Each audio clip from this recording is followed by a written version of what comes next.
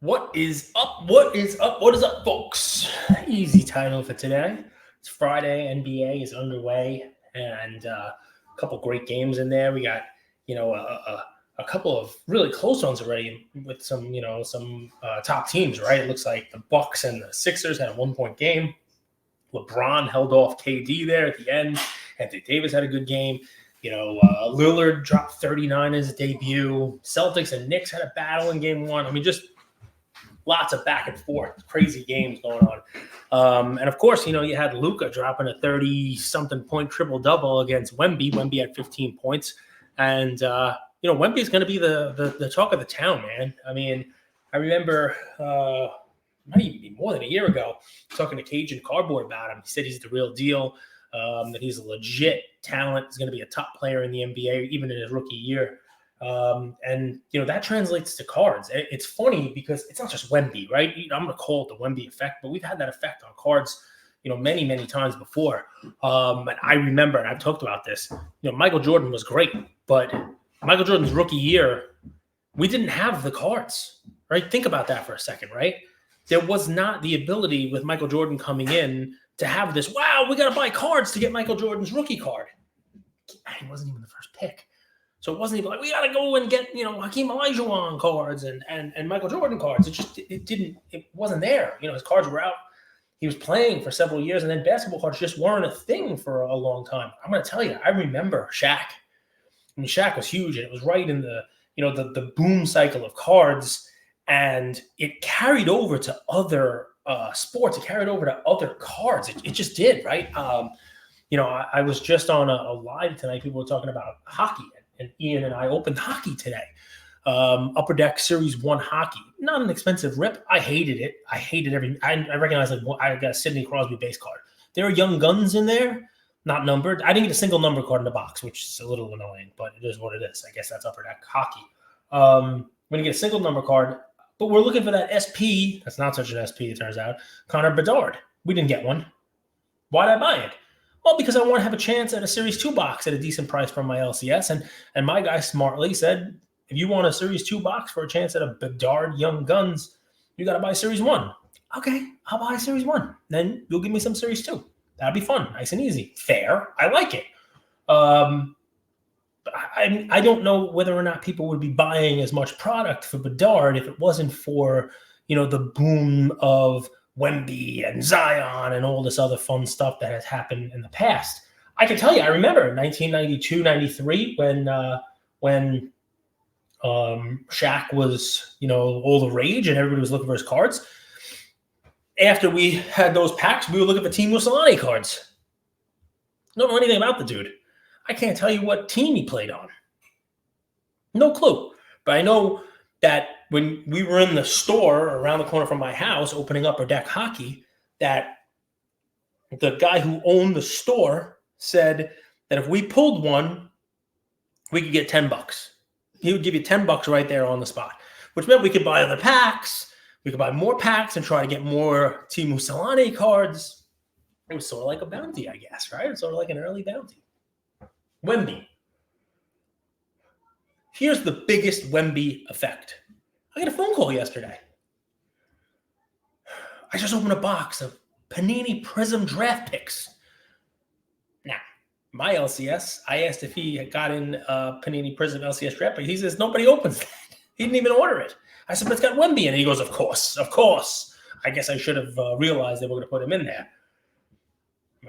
So we didn't get it. He didn't get it, in the store, and that should just tell you about that product, right? And normally it's not such a hot seller, but it's got Wemby. It's got Wemby Color Blast and Wemby. So I get a phone call. Hey, open a box. I got a Wemby. It was either 75 or 99. What do I do? What would you do with it? Just send it off to sell. What would you do? Do you want to grade it? You want to wait that long? I said, you can't grade it. First of all, it's not even an NBA uniform. Panini's already got some cards with him in the NBA uniform. My favorite is the RPS, the Instant one. That just came out where he's kind of doing like a little hook shot under the rim. But of course, there's the other one from National Packs. And then Hoops is going to come out. Original date on release, I think, was November 8th. And I've seen that pushed back to the 22nd. It might be pushed back again. But even if it's the 22nd, by the time you get that card back from grading, there'll be cards with him in a uniform already. And People will have moved on. Don't forget what happened with the prices of Zion's draft pick cards once his actual uniform cards came out. So I digress. I go off on a little tangent because here I'm getting this phone call. What would I do with this? And I said, go back to the store. Tell him you'll sell it to him. Get another box, and some cash on top of it. I mean, that's a nice card. All right. Go back, get another box, and hit like 4 more Wembys, like one in every pack almost. Just, inserts, you name it. Wembys everywhere.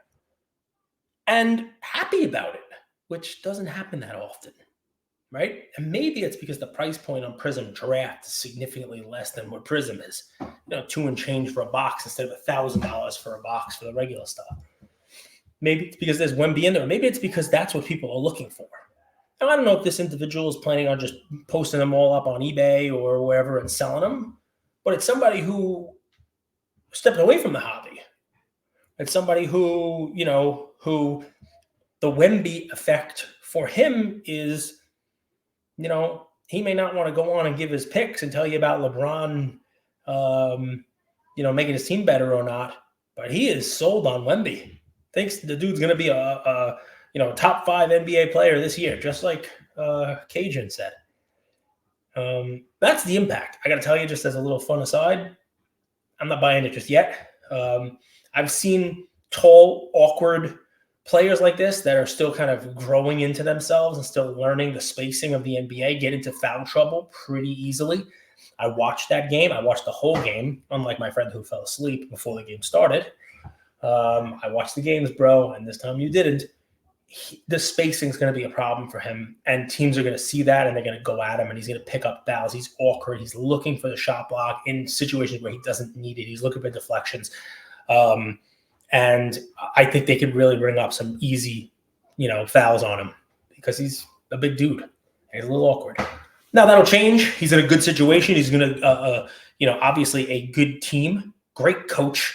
Tim Duncan kind of lurking in the background, to kind of help him and teach him about that as well. And I'm sure if it is the issue that I believe it's going to be, it'll be a temporary one. And if he gets that fixed, it's going to be interesting to watch this guy develop. Let's hope he stays healthy. Let's hope all the things work out because it's odd to have this, right? Where you have these generational talents. I saw ESPN post something and it's really, it's really odd to see them do it, but it was like Michael Jordan dribbling and he was kind of dribbling into LeBron and LeBron dribbling into Wemby, sort of like the next great generational talent every 20 years, right? You had your 80s, 83, 84, Jordan, 2003, 2004, LeBron, 2023, 24, Wemby. All right, but I'm pretty sure I saw a similar thing that ESPN posted with Zion there. Pretty sure I did. And I think I even might have seen one with Blake Griffin before him. So Wemby might be Zion. He might not be LeBron. And who knows what Zion's even going to be. We'll see. They had a nice win the other night also. But the effect, the impact is what we're talking about. And it's a good thing for cards, especially given the situation that we're in now. I've made this correlation a bunch of times between like the 80s when Griffey Jr. was out and then what happened in the 92, 93, you name it. And what happened was you had Shaq, and it was followed up by a couple of good classes. I've made the comparison, right? It's Shaq and Mourning with Christian Laettner, top 3 right there, right? Then you had Glenn Robinson, not Junior. Glenn Robinson, not the 3rd, right? You had Glenn Robinson, Jason Kidd, Grant Hill, top 3. Was following the year in between them was Sean Bradley with the number 2. But Weber and Penny. So Shaq Mourning, Weber, Penny, Jason Kidd, Grant Hill. Then you had a little while you had Kobe in there. You had that 96 draft with Iverson and the crew. You see these draft years and you hope that somebody pans out. You hope that somebody turns into something. Those 90s draft classes, 96, 97, you had Duncan and Dirk and the guys who came, right? It continued to build the NBA for the next 10, 15 years. I guess I'm hopeful that that's what we're seeing now. The Zion and Ja, the Luka, the LaMelo and Edwards, Cade Cunningham, if you will. We'll see what he turns into. You know, and now Wemby, the Thompson twins. I mean, I think we're seeing a nice little turnover of this generation's talents here. And I hope Wemby turns into what people think he's going to turn into, because it's great for cards. And the Wemby effect part 2. I don't know what the right answer is, because it's easy for me to say, sell those draft cards. Sell his Bowman Chrome University cards. Sell them, because those type of cards never hold.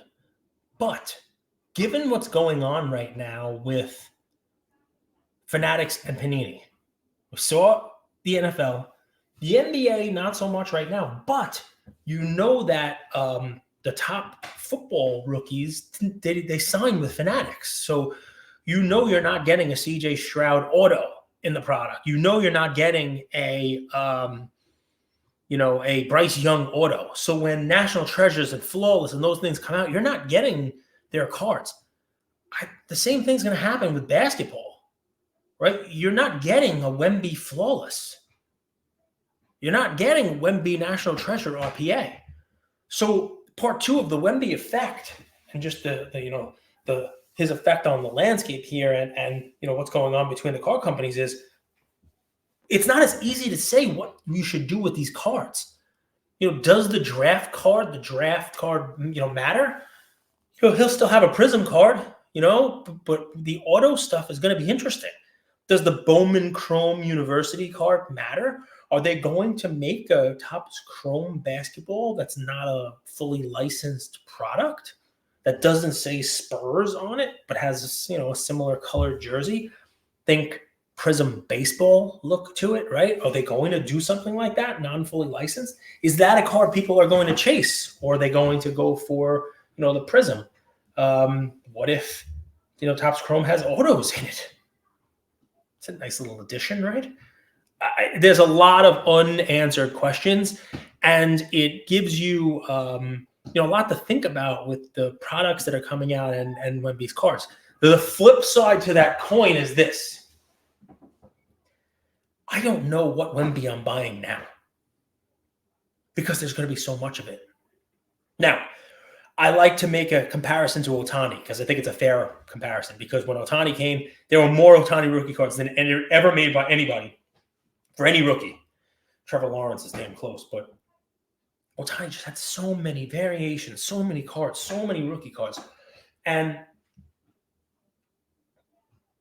they're going to do that with Wemby times 2, because both manufacturers are going to be making the cards. He'll still have cards in Flawless. He'll still have cards in National Treasure, just not the autos. He'll still have Prism. And then he's also going to have these Bowman University. He's going to have all these other things. And because he is the big selling point of this year's product, every product's going to have him. And he's going to be all over the product. We have so many cards. And why I compare him to Ohtani is because I remember saying you can't buy Ohtani cards because there's too many of them. And that was wrong. Because at least for a little while there, he lived up to the expectations. Hell, he exceeded the expectations. He was, the MVP, runaway MVP. Top 5 pitcher, top 5 batter at the same time. It's unheard of what he was doing. Of course, he got hurt. But wow, what an amazing run he had. And his cards really popped because of it, even though there were so many cards to choose from of him. Wemby can follow the same path. It's just very difficult, right? Everything has to break right. He has to be that, 25-point, 10 board, 4 blocks and a couple of assists, also shooting 40% from 3 kind of guy, because that's what everyone's expecting. That's what people want. And I guess if he does that and he exceeds and he, his team actually wins, the fact that there's a million cards out there won't matter so much, because there's going to be demand for it, especially with Fanatics kind of, moving him to the fore and pushing him forward. Plus, from all accounts, he seems like a pretty likable kid. You know what I mean? He seems like, a pretty bankable athlete that you really shouldn't have too much in the way of hesitation or reservations about betting on him and investing in him with cards. But I found myself in an interesting spot when Andrew called me saying he was opening these boxes. What should he do with the Wemby cards? Because it's a little bit of a different landscape now, isn't it? And maybe the Bowman Chrome that has his old team on it has some value. Or maybe there's another set that's going to come out with a San Antonio looking jersey with a Topps brand. I guess it remains to be seen. The one thing I can tell you is be careful on releases. Like if Hoops comes out at the end of November, Thanksgiving time, if they don't push it back again, be mindful of the Mac Jones Donruss card, right? And if you don't know what that is, look it up. You know, when that was he was hot and he was going to take his team to the playoffs and that card came out, a base card, PSA 10 was selling for a ton of money. Now it's nothing. Obviously, we're all hoping that Wemby does not turn into Mac Jones. We're all hoping that. We're all hoping it turns into Tom Brady if we're, doing those comparisons. But there is a lesson to be learned there with, the Mac Jones card. If you want to buy Wemby cards, I just wouldn't be picking them up like on release day of a certain product, because chances are they're probably going to come down as more and more of his cards are released. That's kind of the only advice I have if you're really looking for Wemby. But the Wemby effect is real, and I think it's going to be more than just people coming back into it. It's going to be new people coming into the hobby who might not have even come in during COVID during this boom. I think it's going to be very difficult to avoid Wemby. The fouls are going to be kryptonite. That's going to be his kryptonite. And everybody has their kryptonite. I have them myself. Take a look at these. Every October, guys. These, not candy corn. Take a little look here. Candy pumpkins. This is what does it to me every time.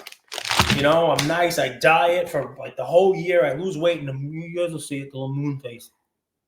It comes back at the end of the year like a bear going into hibernation. These things, they're my kryptonite. I'll just eat the whole bag. That's it. Just eat the whole bag of pumpkins. I don't know why I like them. They're kind of disgusting. But can't say no. Just like you can't say no to opening product with Wemby in it. Wemby's going to be your kryptonite. Be careful. Bet with your head not over it. That's what we always say. Enjoy. I'm excited. A lot of fun stuff going on. And NBA season, for cards, for collectors, it's become the season. And everybody likes football. It's, it's compact. It's an easy 17, 18 weeks plus a little bit of playoffs. NBA, there's nothing like NBA. And now we're going to have this interesting little in-season tournament coming up in basically like in a week and a half. That's going to be fun to watch. I'm excited. I want to see what it does to the cards. Enjoy, guys. We'll talk soon. Happy Friday. Coming up, by the way, this is 91 solo episodes. I'm going to cross over 1 million audio downloads. Not the YouTube. YouTube's hundreds of thousands more than that. But I may do a giveaway when I cross that number. So stay tuned on that. All right? Talk to you guys soon. Enjoy your weekend.